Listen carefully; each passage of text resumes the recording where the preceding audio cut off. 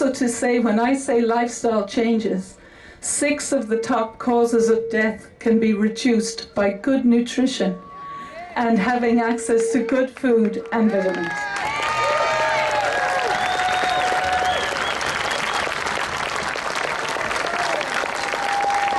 I was also involved in applying my technology to look at people who had recovered from meningitis in Africa. And the idea was, if you could find out the people who made antibodies to meningitis, that maybe you could find proteins that would be vaccine candidates, that those proteins could then be injected into people as vaccines, but there would be nothing not bad things that would need to stimulate the immune response, and you could have safe vaccines. So you can have safe vaccines. But on my journey, our technology, the first thing we did was look at antibodies used in research and in diagnostics and in pathology labs. And a lot of the antibodies, we were groundbreaking and verifying those antibodies against thousands of proteins. And those antibodies were not binding what the suppliers and the diagnostic companies were saying. And when we went back to them and said, can you amend the scientific record? They weren't willing to. So that started me on a journey of 20 years of trying to get the scientific community to actually correct mistakes in research. And there was very little willingness to do that. So all through my career then I had to make a decision, either to comply and agree with things that were not right, or to try and stand up for it. And so I then started to work with the German government and the Irish government and the EU for 15 years now to try and validate medical information and research papers. And because of the challenges and the resistance that I've seen, and a lot of the time I'm told, which is definitely true now, that my career will not be enhanced because of what I'm doing. And if you go along with things, you'll be promoted, you'll be a member of a Royal Academy, you'll get to chair more task forces, you may even be president of a university. So I have to say, in the last 15 or 20 years, why we are here today is that not enough people, it's actually unbelievable within science, that not enough people are challenging it. And it goes from the governments and the funding agencies, and they know for 20 years that this is the case. So part of the learning from this is that we need to be giving 10 or 20% of research funding to validate and independently repeat the results, including from Imperial College London.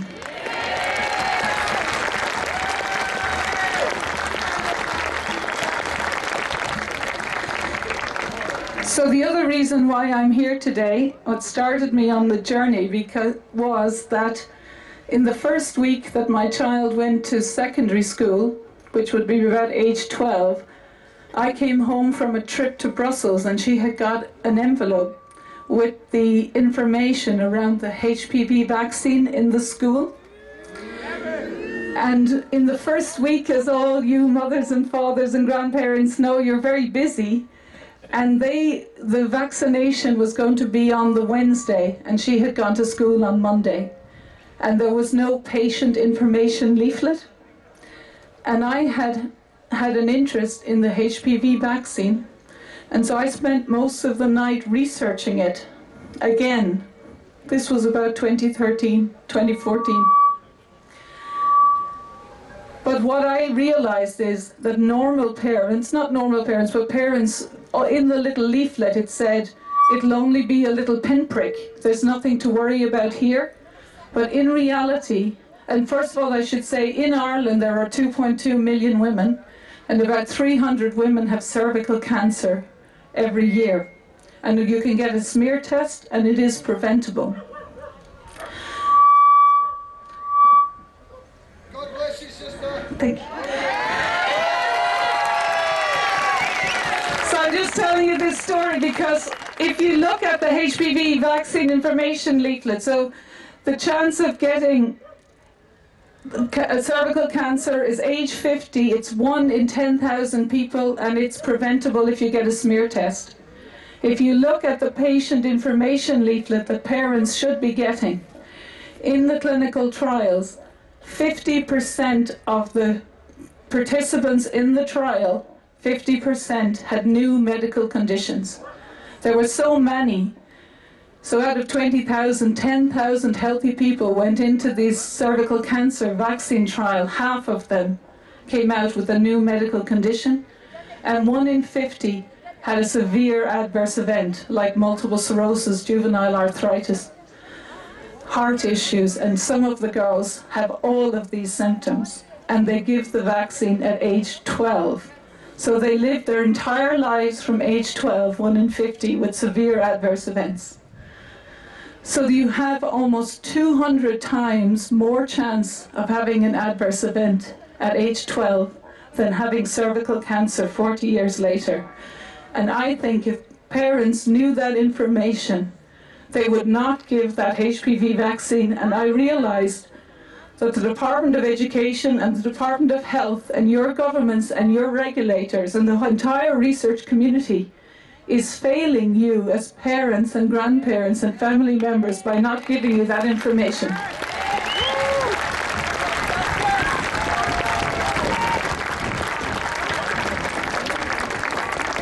So I then had a dilemma that what could I do about it? So I actually went to visit a I decided I would dedicate 10 years of my life at least to try and get the patient information leaflet to parents, and also I object that the schools should be giving vaccines, that parents should be there to watch their children.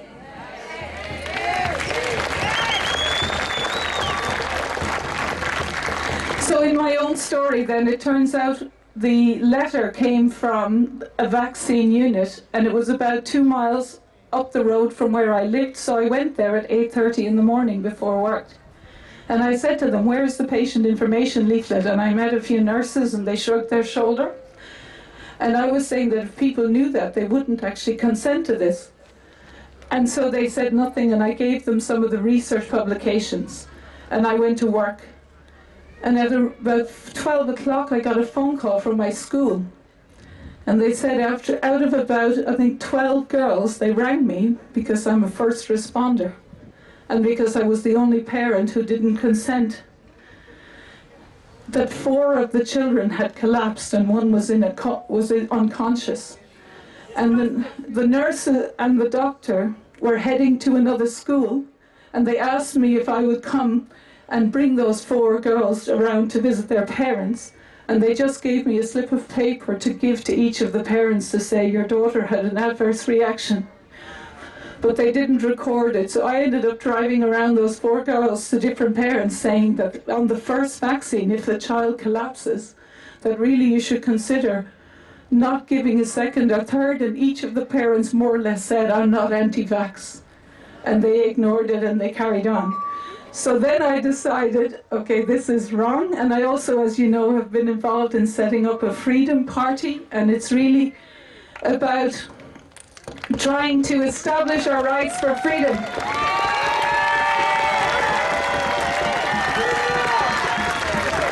So I suppose the values that I hold dear are truth and freedom. And I think one of the things that we have to do, you might consider that maybe every country in the world should actually, what's going on here is local communities and families against global, unelected, unaccountable powers. And that really what we need to do is to have freedom parties, that really we need to challenge what's going on.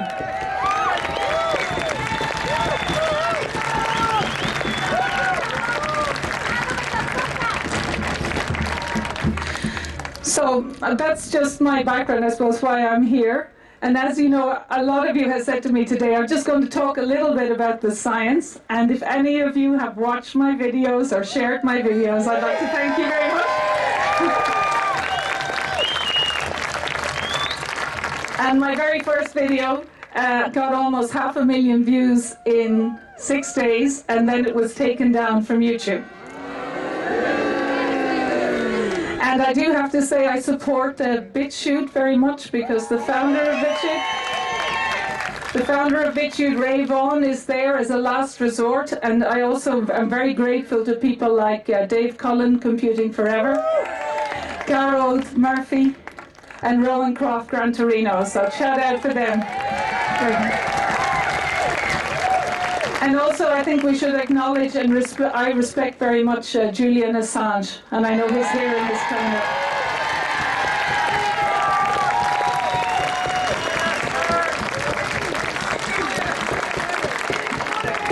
And maybe we should give a shout out to our friendly police over there who are there to protect us. They're there to protect us.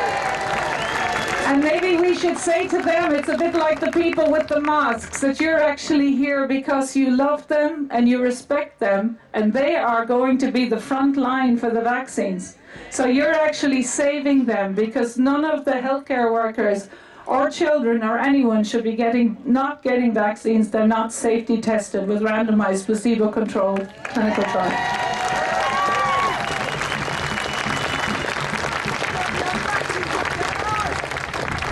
So this is the little bit about then the science. So some information. I won't maybe do as much on the fatality rate, but just very simply to say that coronaviruses have been around for hundreds of thousands of years. And just in the same way that carbon dioxide, they picked the wrong molecule. Carbon dioxide is not a major contributor to global warming, climate change. And it's because of my research, first of all, to see that a lot of the research antibodies were not correct, and it was difficult to change the incorrect record. I've spent about 12 years looking into carbon dioxide, and the societal changes that they want to make around carbon dioxide are not necessary and not based on good science.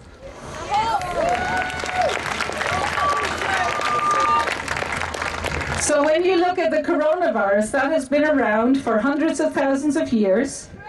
We have evolved with viruses, and each one of us have around 300 million viruses in each of our bodies. And around 7 coronaviruses cause some type of symptoms in humans, but it has been studied for 20 years. Coronaviruses cause symptoms from December until April.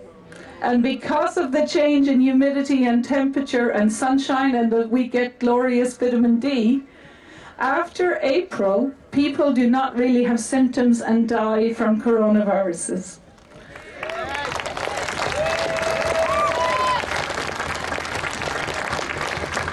So that means that the deaths from May onwards to December cannot be dying of coronaviruses. Full stop.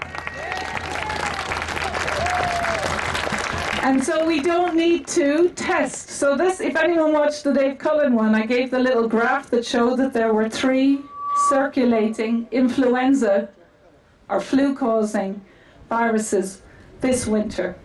Influenza B, Influenza A, and SARS-CoV-2. So SARS-CoV-2 is the virus, coronavirus, COVID-19 is the disease. So if the government was testing for Influenza B, you would be getting thousands of positives, right? So every time you see the BBC, if you test it, and the same for RT, I have to say, okay? So really, they're wasting our money. Because as I've been saying, which is very simple, if you don't have symptoms, you're probably not going to end up in hospital. And if you're not in hospital, you're not going to die. So there is no need to be testing people that have no symptoms, so stop the testing.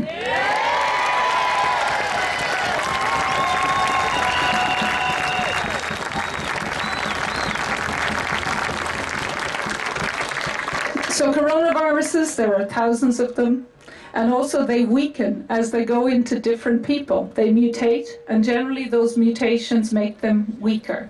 And that's why as well you have less symptoms. Also, the coronavirus is also the common cold, so they're 20% the same. So you can see it like if there was 100 beads. 20% of the beads would be the same between the common cold and coronaviruses. But we had SARS. Does anyone remember SARS 17 years ago? That is 80% the same as this one, SARS-CoV-2. So it's now called SARS-CoV-1. And so I have a different way of looking at the viruses. When we say viruses circulate, if you just imagine they tested it in Japan, in China, all the way across the world, South Korea, and Europe, and America, and Australia, all over the world. So that means that these viruses circulate. And they generally circulate between December and April, but actually this one probably started in October, November.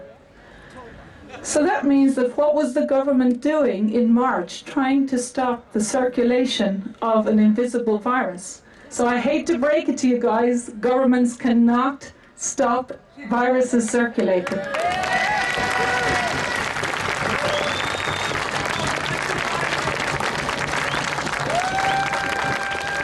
And if any of you remember, this was if any of you had a number of flus like I had in December and January, that was probably influenza B, influenza A, and coronavirus, SARS-CoV-2. So you can have multiple viruses in your body at the same time. So really, we developed globally herd immunity against this virus probably in January, February, March. Everybody got it already by then.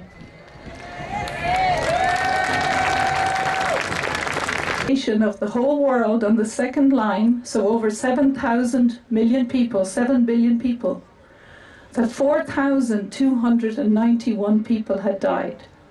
4,000 people. And every day in the world, 150,000 people die. And so that worked out at 56 people a day, but 1,000 people a day die of influenza in 2020, a day. 3,000 people die of tuberculosis a day.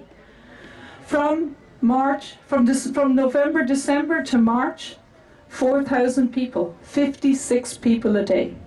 So what the legal and political significance of that is that it was 1% of the annual deaths in the world from influenza-causing viruses, almost at the end of the virus season. So there was no need. When I read that on day one, at the end of the season, 1% of the annual flu deaths, there was no need to call a pandemic. This is all wrong.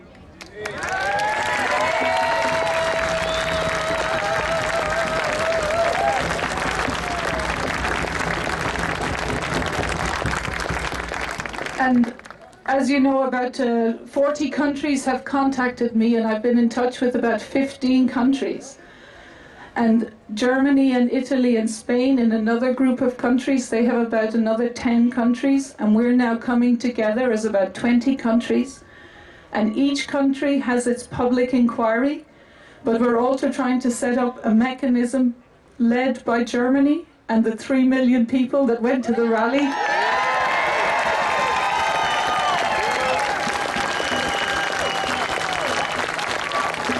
But what we're doing is that we don't have to get into it, but everybody knows that really the politicians, the media, the health system, the education system, the regulatory system, the civil service, they all have the benefit of your hard-earned taxes, but they're not doing their job. And really, shame on them, right? Shame on them.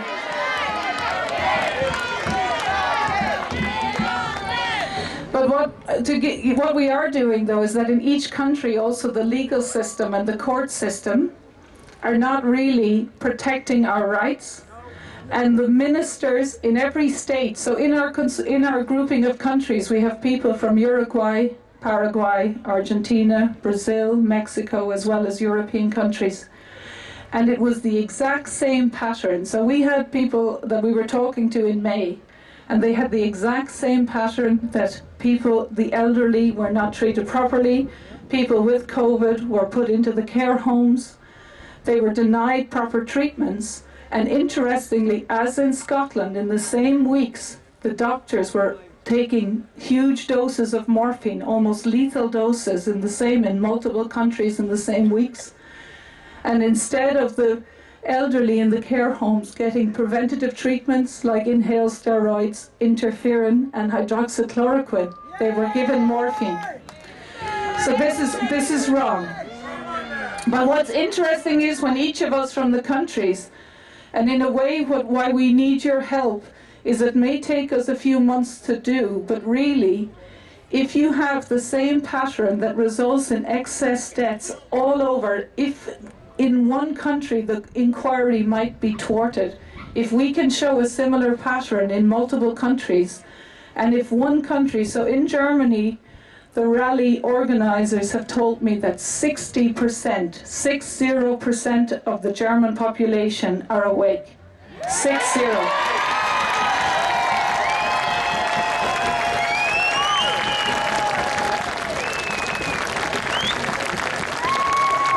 And there will have to be peaceful and democratic change in those countries, so you can have more marches. So 3 million people is a significant proportion, maybe up to the next rally, 10% of the German population. And they will have to seek peaceful and political change. But then what they can do, if it even happens in one country, or maybe it will happen in Scotland, is to hold the Prime Minister and the Ministers for Health to account.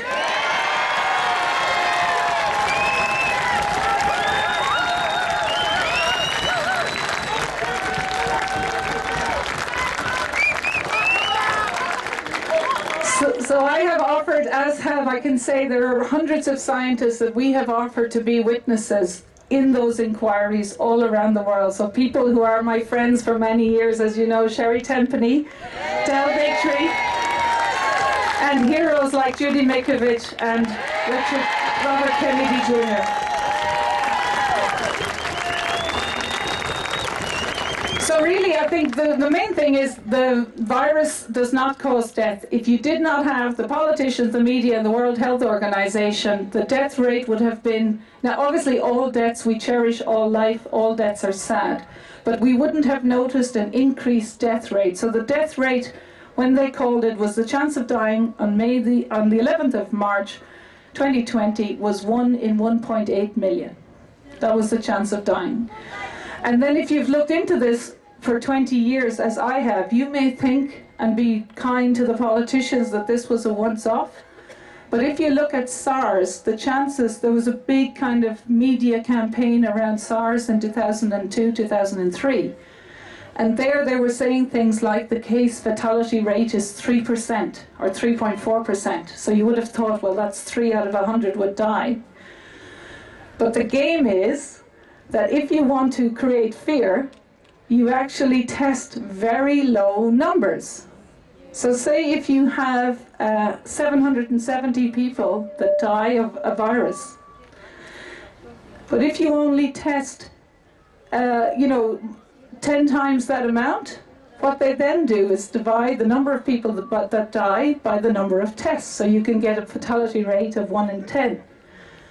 But what I was saying in my first interview and all along is that because these viruses circulate, so in SARS they had 40 countries they tested in, but really that virus is circulated all over the world. So it's actually in over 200 countries. And the number of deaths in the world, even though they were saying it had this case fatality rate of 3%, in the whole world out of 7 billion people back then, it was 770 people died in the whole world. So back then the chances of dying of SARS was 1 in 8 million.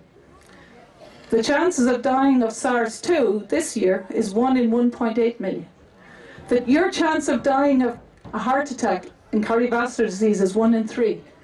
Your chance of dying of cancer is 1 in 3. Your chance of being struck by lightning is about 1 in 120,000. And in Ireland, under 65, the risk of dying from COVID-19 under 65 is 4 million people. It's 2 people in a million.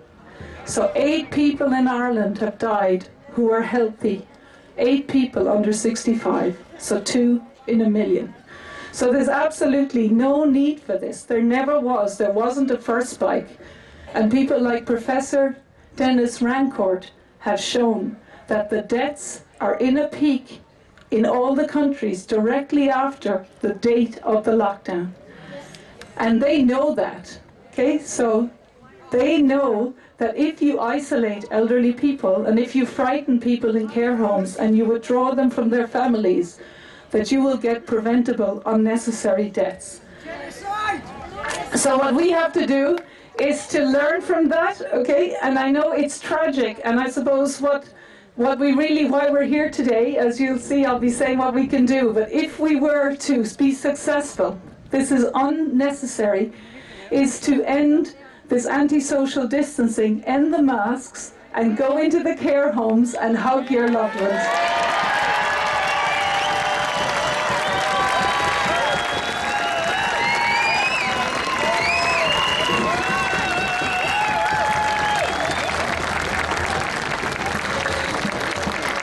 So the two values, I'm sure we're all brothers and sisters here, Celtic cousins. You can tell from my red hair, the fighting Irish, the fighting Scottish. So I think what we then just have to reflect on is, as I've been saying all along, this is not about the virus. It really never was.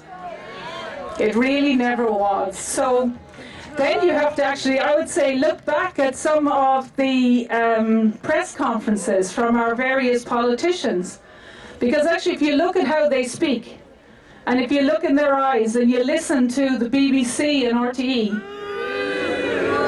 and Channel 4, actually we have to give it up for Sky News Australia. Fabulous.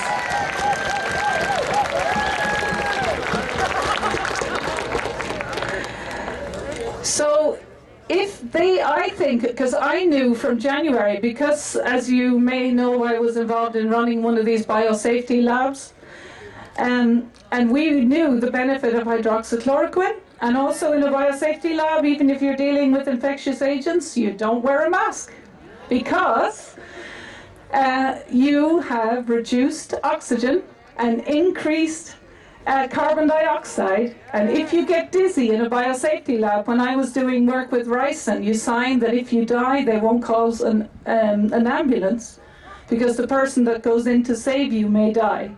So you don't really want to be wearing a mask. When you wear a mask, your carbon dioxide levels go up so high that actually it's above the OSHA levels for safe working.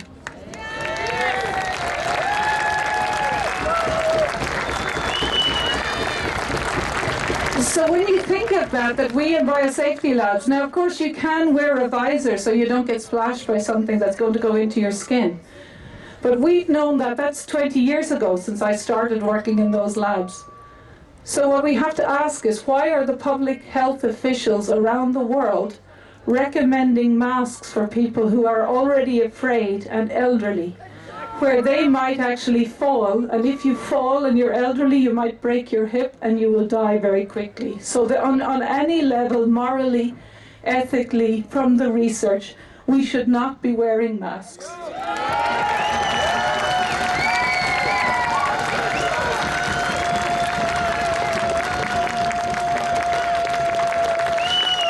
So as you know, if there was no need for a first wave, the virus isn't killing people, if we didn't have the media and political and regulatory hype, and there are people who are going to make a lot of money out of this, then we wouldn't have known that SARS-CoV-2 was the virus that existed. So then you have to say, what are they doing? And we have to say as well, there is no basis, no scientific basis, and I'm happy to be challenged. I'm happy to stake my reputation. And there's a hashtag debate Dolores.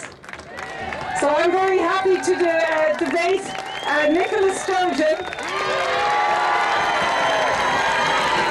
and Jean Freeman, your minister, and all of the scientists. And if I'm wrong, I will admit it. But I'm actually happy to state my reputation. So what they're doing is actually trying to change our habits. And if we look into our hearts, our face and our smiles are actually the things that we communicate, to each other. 90% of communication is non-verbal. And what they are doing is You know, your face is your heart, it's your soul, it's your spirit. And it's actually, you know, for children, what they're trying to do is for children to be in a world where they're missing the smiles of their families and their neighbours.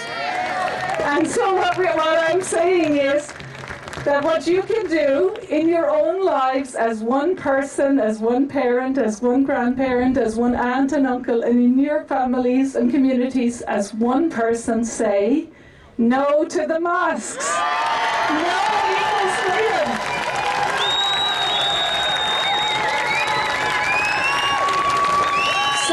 No equals freedom! No equals freedom! No equals freedoms! No equals freedom!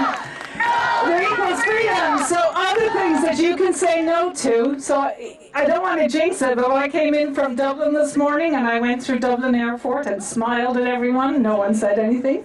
Went through customs, smiled. They were really nice to me in Aer Lingus, right? I was probably one of 3 people in the airport that wasn't wearing a mask. But they did not say anything to me. And if they did say something to me, of course I would be kind and polite, but I would say to them that the values that I hold dear are truth and freedom, and the truth of this is you're harming your health, you're reducing your immune system, there's no need to wear a mask. I choose freedom. So no masks, no freedom.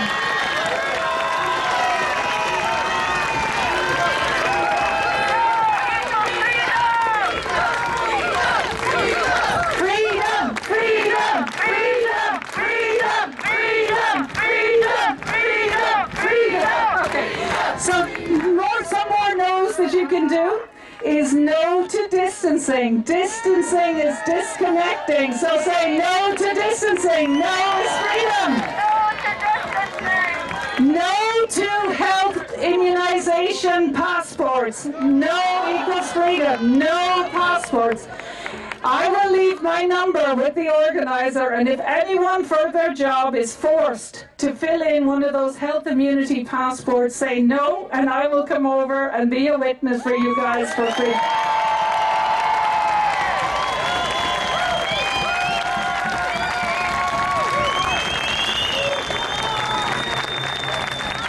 So there's no need for this, but what are they actually doing? The practical things. So when we say, what does freedom look like? When you think they're, preventing you for social distancing, wearing masks in your life, what does freedom look like? So freedom looks like hugging your grandparents, hugging your children, visiting them in the care homes, going to weddings with as many people as you want.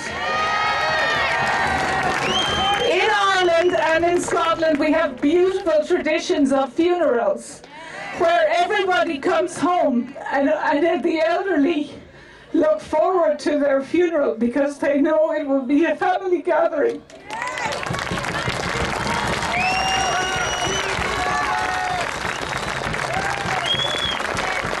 And I think it's actually tragic that the elderly in the care homes, so I suppose we should be getting the message to the elderly in the care homes today, is that they should have their family around them. They should not die alone. They shouldn't die alone, because they actually fought, the people who are dying now, they lived through the World War I and World War II. And they made huge sacrifices, to go across to Germany and to Europe to defend our freedoms.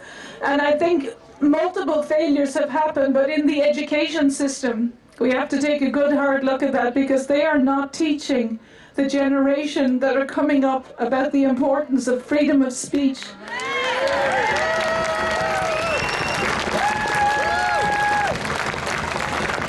And I think it was Orwell said, if you want to know, who's in power, see who's censoring, right? So we've all felt censorship.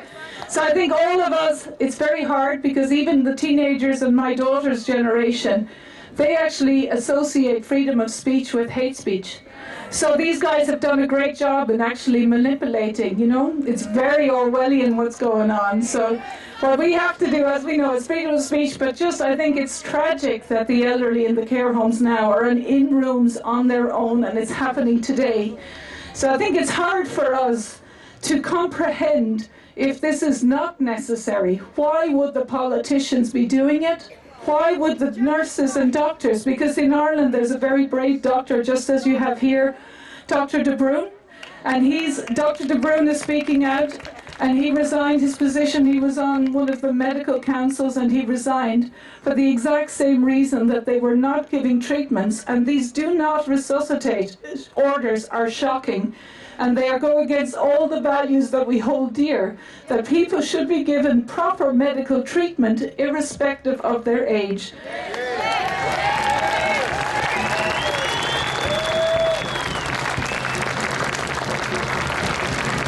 And I've said in other speeches, I think the game changer will be, and when they look back in 100 years, will be hydroxychloroquine. And I'm a believer in not only truth and freedom, but the free market. So what I would be saying to you, something practical to do, is maybe to find doctors, because hydroxychloroquine in Ireland and all over the world is still prescribed for arthritis and lupus. It's one of the safest medicines in the last 50 years. It's an essential medicine. The World Health Organization calls it an essential medicine of the world, which means that it can't run out because it's so important, and it has been used against malaria, autoimmune diseases and viruses for over 60 years. It's approved by the FDA. It was never in short supply. The adverse events were non-existent, about 5 in 100,000, and it saved, in all of the studies, as a prevention and early treatment, it saved everyone. So really, we don't need any of these social measures because we have a treatment. And I would just say to the pharmaceutical industry, the kind of message that they don't want to get, because 70% of pharmaceutical industry profits are from vaccines. And one of the CEOs of a vaccine company 20 years ago, when the clinical trials were failing, and I was thinking at the time, no wonder they're failing, because all of the reagents they're using to do the research are not actually specific with what they're supposed to be. So there's a lot of junk science. But he said, why are we doing research, developing drugs for diseases people have? Why don't we give them something for diseases, like chronic diseases, that we have treatments for? So they started building their market. And if any of you have looked, some of the highest adverse events associated with vaccines that have metals in them, like titanium, cobalt, steel, aluminium, and mercury for 20 years. So mercury is one of the top 10 most toxic ingredients in the world, up there with uranium and asbestos. Babies don't really develop any immune system until 9 months, if not until 3 years. And in some countries like Ireland, they are injecting a vaccine for a sexually transmitted disease on day 1. And most vaccines don't last more than 8 years. And they contain aluminium, which means that the side effects of that are often the babies have a hard time actually getting rid of the aluminium from their body, so that they are crying when they're with their mother on day 1, and they are upset and they have headaches and they're suffering adverse events, so that the natural bonding between the baby and the mother. So there should be no injection of vaccines for babies, and they should be safety tested.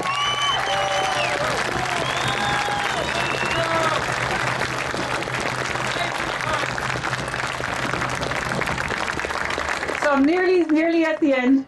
So just to say, that the other thing that you have to see with the government and with the World Health Organization, so I'm of course a believer as well in democracy and accountability. So some of the things, that what we've done is all of the governments and the medical organizations are saying the World Health Organization are telling this, right? They are not elected and they're not accountable. And also every second week, they have a different thing. So the World Health Organization and Fauci said no masks when coronaviruses were at the peak circulation. And then when the summertime is there and there's no death, we have masks. So what you have to do is not only are they exaggerating the fear, but they're actually creating confusion. So confusion reigns when there are lies present, right? Simple truth comes from the heart, and we know it can be verified. So when you see complicated lies and mistruths and the research can't be validated, this is not science. This is not the way to govern. This is not accountable. So what I would be saying is we need to bring back democracy to our local nations and fight for freedom.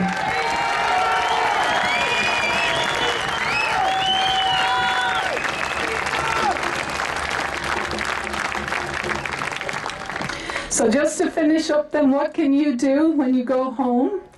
Is first of all, maybe try and in your heart, when you see someone with a mask, especially an elderly person, rather than feeling challenged about it, try and have love and kindness and respect in your heart.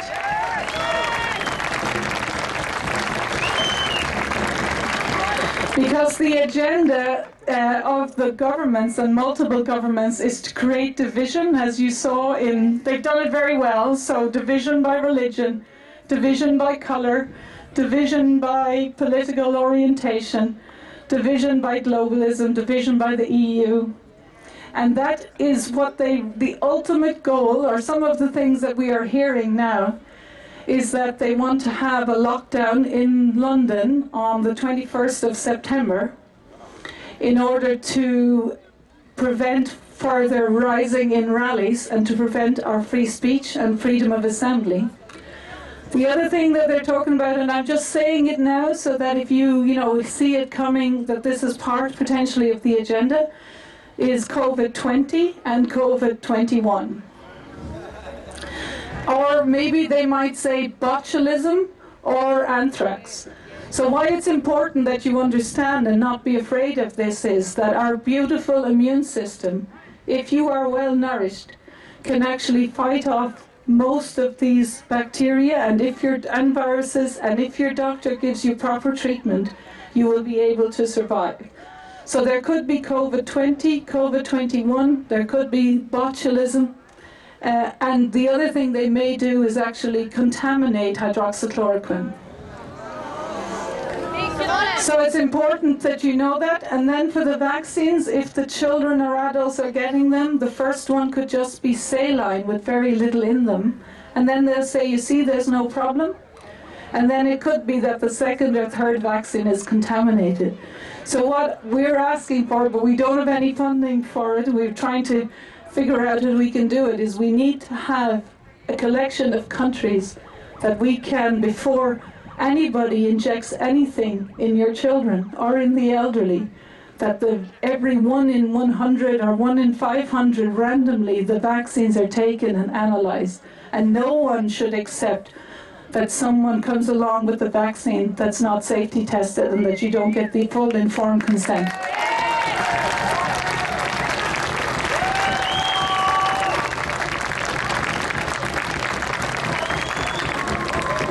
So just my message is that what people are saying is each on their own, you are only maybe in your families or communities 1 in 100, 1 in 50. So I had the idea this morning that maybe when you come to this rally or the next one, that you could set up a little table for each of your shires, or counties. And then if you're the only one in your little shire, you could sign your name and say, I'd like to be connected. And that on a positive note, that you are the leaders, right? You are here. And I won't go into it today, but there will be a more beautiful world. It might take us 1 year, 2 years, 10 years, 20 years. But we will have a world where our children are educated to be the best that they can be. That they will be critical thinkers, and they will be saying, challenge me, debate me, not to try and censor people and clamp down on freedom of speech.